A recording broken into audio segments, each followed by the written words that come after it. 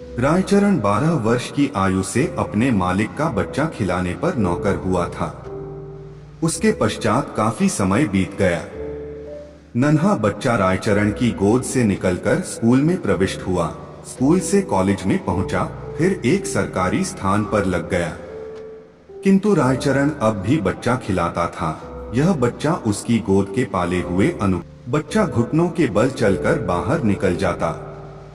जब रायचरण दौड़कर उसको पकड़ता तो वह रोता और अपने नन्हे नन्हे हाथों से रायचरण को मारता। रायचरण हंसकर कहता, हमारा भैया भी बड़ा होकर जज साहब बनेगा। जब वह रायचरण को चन्ना कहकर पुकारता तो उसका हृदय बहुत हर्षित होता। वह दोनों हाथ पृथ्वी पर टेककर घोड़ा बनता और बच्चा उसकी पीठ पर सवार हो जाता। इन्हीं दिनों अनुकूल बाबू की बदली परिया नदी के किनारे एक जिले में हो गई। नए स्थान की ओर जाते हुए कलकत्ते से उन्होंने अपने बच्चे के लिए मूल्यवान आभूषण और कपड़ों के अतिरिक्त एक छोटी सी सुंदर गाड़ी भी खरीदी। वर्षा ऋतु थी। कई दिनों से मूसलाधार वर्षा हो रही थी। ईश्वर ईश्वर करते हुए बादल फटे। संध्या का समय था। बच्चे ने बाहर जाने के लिए आग्रह किया। रायचरण उसे गाड़ी में बिठाकर बाहर ले गया। खेतों में पानी खूब भरा हुआ था। बच्चे ने फूलों का गुच्छा देखकर जिद की। रायचरण ने उसे बहलाना चाहा, किंतु वह न माना। विवश रायचरण बच्चे का मन रखने के लिए घुटनों घुटनों पानी में फूल तोड़ने लगा। कई स्थानों पर उसके पांव कीचड़ में बुरी तरह धंस गए। बच्चा तनिक देर मौन गाड़ी में बैठा रहा, फिर उसका ध्यान लहराती हुई नदी की ओर गया। वह चुपके से गाड़ी से उतरा। पास ही एक लकड़ी पड़ी थी, उठा ली और भयानक नदी के तट पर पहुंचकर उसकी लहरों से खेलने लगा। नदी के शोर में ऐसा मालूम होता था कि नदी की चंचल और मुंहजोर जलपरियां सुंदर बच्चे को अपने साथ खेलने के लिए बुला रही हैं। रायचरण फूल लेकर वापस आया तो देखा गाड़ी खाली है। उसने इधर उधर देखा, पैरों के नीचे से धरती निकल गई। पागलों की भांति चहुओर देखने लगा। वह बार बार बच्चे का नाम लेकर पुकारता था, लेकिन उत्तर में चन्ना की मधुर ध्वनि न आती थी। चारों ओर अंधेरा छा गया। बच्चे की माता को चिंता होने लगी। उसने चारों ओर आदमी दौड़ाए। कुछ व्यक्ति लालटेन लिए हुए नदी के किनारे खोज करने पहुंचे। रायचरण उन्हें देखकर उनके चरणों में गिर पड़ा। उन्होंने उससे प्रश्न करने आरंभ किए, किंतु वह प्रत्येक प्रश्न के उत्तर में यही कहता, मुझे कुछ मालूम नहीं। यद्यपि प्रत्येक व्यक्ति की यह सम्मति थी कि छोटे बच्चे को परिया नदी ने अपने आंचल में छिपा लिया है, किंतु फिर भी हृदय में विभिन्न प्रकार की शंकाएं उत्पन्न हो रही थीं। एक यह कि उसी का एक समूह नगर से गया था और मां को संदेह था कि रायचरण ने कहीं बच्चे को निर्वासित के हाथों न बेच दिया हो। वह रायचरण को अलग ले गई और उससे विनती करते हुए कहने लगी, रायचरण, तुम मुझसे जितना रुपया चाहो ले लो, किंतु परमात्मा के लिए मेरी दशा पर तरस खाकर मेरा बच्चा मुझको वापस कर दो। परंतु रायचरण कुछ उत्तर न दे सका, केवल माथे पर हाथ मारकर मौन हो गया। स्वामिनी ने क्रोध और आवेश की दशा में उसको घर से बाहर निकाल दिया। अनुकूल बाबू ने पत्नी को बहुत समझाया, किंतु माता के हृदय से शंकाएं दूर न हुई। वह बराबर यही कहती रही कि मेरा बच्चा सोने के आभूषण पहने हुए था। अवश्य इसने रायचरण अपने गांव वापस चला आया।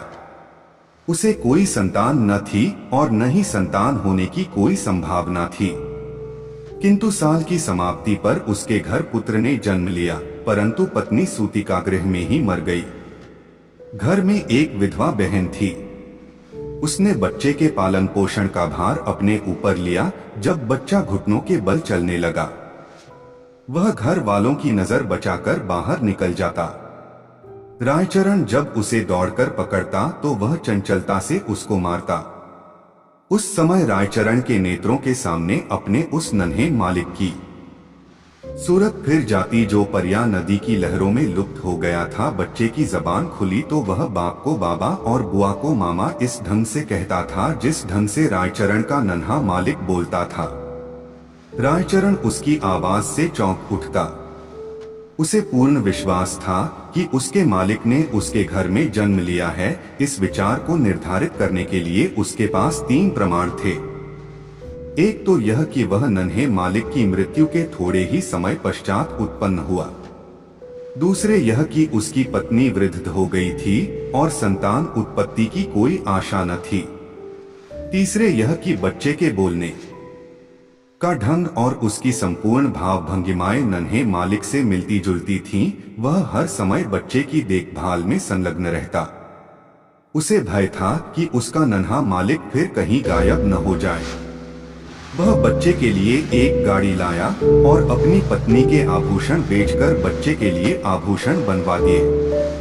वह उसे गाड़ी में बिठाकर प्रतिदिन वायु सेवन के लिए बाहर ले जाता था। धीरे धीरे दिन बीतते गए और बच्चा सयाना हो गया, परंतु इस लाड़चाव में वह बहुत बिगड़ गया था। किसी से सीधे मुंह बात न करता। गांव के लड़के उसे लाट साहब कहकर छेड़ते। जब लड़का शिक्षा योग्य हुआ तो रायचरण अपनी छोटी सी जमीन बेचकर कलकत्ता आ गया। उसने दौड़ धूप करके नौकरी खोजी और फलन को स्कूल में दाखिल करवा दिया। उसको पूर्ण विश्वास था कि बड़ा होकर फलन अवश्य जज बनेगा। होते होते अब फलन की आयु 12 वर्ष हो गई। अब वह खूब लिख पढ़ सकता था। उसका स्वास्थ्य अच्छा और सूरत शक्ल भी अच्छी थी। उसको बनाव श्रृंगार की भी बड़ी चिंता रहती थी। जब देखो दर्पण हाथ में लिए बाल बना रहा है। वह अपव्ययी भी बहुत था। पिता की सारी आय व्यर्थ की विलास सामग्री में व्यय कर देता। रायचरण उससे प्रेम तो पिता की भांति करता था, किंतु प्रायः उसका बर्ताव उस लड़के से ऐसा ही था जैसे मालिक के साथ नौकर का होता है। उसका फलन भी उसे पिता न समझता था। दूसरी बात यह थी कि रायचरण स्वयं को फलन का पिता प्रकट भी न करता था। छात्रावास के विद्यार्थी रायचरण के गंवारपन का उपहास करते और फलन भी उन्हीं के साथ सम्मिलित हो जाता। रायचरण ने जमीन बेचकर जो कुछ रुपया प्राप्त किया था वह अब लगभग सारा समाप्त हो चुका था। वेतन फलन के खर्चों के लिए कम था। वह प्रायः अपने पिता से जेब खर्च और विलास की सामग्री तथा अच्छे अच्छे वस्त्रों के लिए झगड़ता रहता था। आखिर एक युक्ति रायचरण के मस्तिष्क में आई। उसने नौकरी छोड़ दी और उसके पास जो कुछ शेष रुपया था फलन का साफ कर बाला। फलन, मैं एक आवश्यक काय से गांव जा रहा हूँ, बहुत जल्द वापस आ जाऊंगा। तुम किसी बात से घबराना नहीं। रायचरण सीधा उस स्थान पर पहुंचा जहां अनुकूल बाबू जज के ओहदे पर लगे हुए थे। उनके और कोई दूसरी संतान न थी, इस कारण उनकी पत्नी हर समय चिंतित रहती थी। भरतलाल शर्मा बुद्ध की शिक्षा से मेहनत सफल हुई एक आदमी को बुद्ध ने सुझाव दिया कि दूर से पानी लाते हो, क्यों नहीं अपने घर के पास एक कुआं खोद लेते। हमेशा के लिए पानी की समस्या से छुटकारा मिल जाएगा। सलाह मानकर उस आदमी ने कुआं खोदना शुरू किया, लेकिन 7-8 फीट खोदने के बाद उसे पानी तो क्या, गीली मिट्टी का भी चिन्ह नहीं मिला। उसने वह जगह छोड़कर दूसरी जगह खुदाई शुरू की, लेकिन 10 फीट खोदने के बाद भी उसमें पानी नहीं निकला। उसने फिर तीसरी जगह कुआं खोदना शुरू किया, लेकिन यहाँ भी उसे निराशा ही हाथ लगी। अनुकूल बाबू कचहरी से वापस आकर कुर्सी पर बैठे हुए थे और उनकी पत्नी संतानोत्पत्ति के लिए बाजारू दवा बेचने वाले से जड़ी बूटियां खरीद रही थी। काफी दिनों के पश्चात वह अपने वृद्ध नौकर रायचरण को देखकर आश्चर्यचकित हुई। पुरानी सेवाओं का विचार करके उसको रायचरण पर तरस आ गया और उससे पूछा, क्या तुम फिर नौकरी करना चाहते हो? रायचरण ने मुस्कुराकर उत्तर दिया, मैं अपनी मालकिन के चरण छूना चाहता हूँ। अनुकूल बाबू रायचरण की आवाज सुनकर कमरे से निकल आए। रायचरण की शक्ल देखकर उनके कलेजे का जख्म ताजा हो गया और उन्होंने मुख फेर लिया। रायचरण ने अनुकूल बाबू को संबोधित करके कहा, सरकार, आपके बच्चे को परिया ने नहीं बल्कि मैंने चुराया था। अनुकूल बाबू ने आश्चर्य से कहा, तुम यह क्या कह रहे हो? क्या मेरा बच्चा वास्तव में जिंदा है? उसकी पत्नी ने उछलकर कहा, भगवान के लिए बताओ मेरा बच्चा कहाँ है? रायचरण ने कहा, आप संतोष रखें, आपका बच्चा इस समय भी मेरे पास है। अनुकूल बाबू की पत्नी ने रायचरण से अत्यधिक विनती करते हुए कहा, मुझे बताओ। रायचरण ने कहा, मैं उसे परसों ले आऊंगा। रविवार का दिन था। जज साहब अपने मकान में बेचैनी से रायचरण की प्रतीक्षा कर रहे थे। कभी वह कमरे में इधर उधर टहलने लगते और कभी थोड़े समय के लिए आराम कुर्सी पर बैठ जाते। आखिर 10 बजे के लगभग रायचरण ने फलन का हाथ पकड़े हुए कमरे में प्रवेश किया। अनुकूल बाबू की घरवाली फलन को देखते ही दीवानों की भांति उसकी ओर लपकी और उसे बड़े जोर से गले लगा लिया। उनके नेत्रों से अश्रुओं का समुद्र उमड़ पड़ा। कभी वह उसको प्यार करती, कभी आश्चर्य से उसकी सूरत तकने लग जाती। फलन सुंदर था और उसके कपड़े भी अच्छे थे। अनुकूल बाबू के हृदय में भी पुत्र प्रेम का आवेश उत्पन्न हुआ, किंतु जरासी देर के बाद उनके पितृप्रेम का स्थान कानून भावना ने ले लिया और उन्होंने रायचरण से पूछा, भला इसका प्रमाण क्या है कि यह बच्चा मेरा है? रायचरण ने उत्तर दिया, इसका उत्तर मैं क्या दूं सरकार?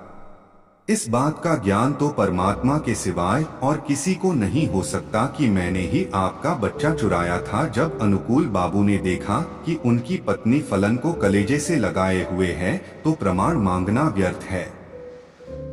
इसके अतिरिक्त उन्हें ध्यान आया कि इस गंवार को ऐसा सुंदर अपराध बिल्कुल क्षमा नहीं किया जा सकता। रायचरण ने अनुकूल बाबू के पांव पकड़ते हुए कहा, सरकार, मुझे न निकालिए, मैंने आपका बच्चा नहीं चुराया था बल्कि परमात्मा ने चुराया था। अनुकूल बाबू को गंवार की इस बात पर और भी अधिक क्रोध आ गया। बोले, नहीं, अब मैं तुम पर विश्वास नहीं कर सकता, तुमने मेरे साथ कृतघ्नता की है। रायचरण ने फिर कहा, सरकार, मेरा कुछ अपराध नहीं। अनुकूल बाबू त्योरियों पर बल डालकर कहने लगे, तो फिर किसका अपराध है? रायचरण ने उत्तर दिया, मेरे भाग्य का, परंतु शिक्षित व्यक्ति भाग्य का अस्तित्व स्वीकार नहीं कर सकता। फलन को जब मालूम हुआ कि वह वास्तव में एक धनी व्यक्ति का पुत्र है तो उसे भी रायचरण की इस चेष्टा पर क्रोध आया कि उसने इतने दिनों तक क्यों उसे कष्ट में रखा। फिर रायचरण को देखकर उसे दया भी आ गई और उसने अनुकूल बाबू से कहा, पिताजी, इसको क्षमा कर दीजिए। यदि आप इसको अपने साथ नहीं रखना चाहते तो इसकी थोड़ी पेंशन कर दे। इतना सुनने के बाद रायचरण अपने बेटे को अंतिम बार देखकर अनुकूल बाबू की कोठी से निकलकर चुपचाप कहीं चला गया। महीना समाप्त होने पर अनुकूल बाबू ने रायचरण के गांव कुछ रुपया भेजा, किंतु मनी ऑर्डर वापस आ गया क्योंकि गांव में अब इस नाम का कोई व्यक्ति न था।